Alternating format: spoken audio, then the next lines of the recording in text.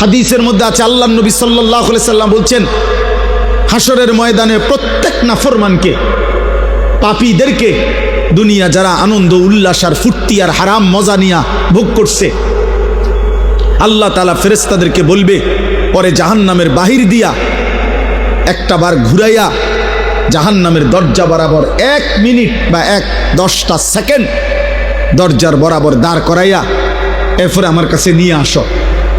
বিশুদ্ধ হাদিস।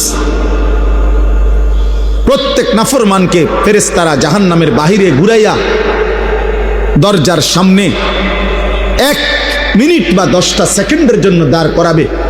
জাহান্নামের একটা আগুনের বাতাস তার বুকটা বরাবর একটা ধাক্কা দিবে বাতাস। আল্লাহর কসম, নবী বলেন, ফেরেশতা যখন এরপরে ওই নাফরমান ব্যক্তিকে আল্লাহর সামনে আনবে, আল্লাহ তাআলা জিজ্ঞেস করবে, আমার বান্দা, দুনিয়ার হায়াত তো তুমি খুব আরামেই কাটাইছিলা, ঠিক না? তো সেই নাফরমান পাপী অথচ দুনিয়ায় যে ভোগ বিলাস করছে, সে আল্লাহকে বলবে, রব, জীবনের সুখ কি জিনিস আমি তা কোনোদিন দেখিনি।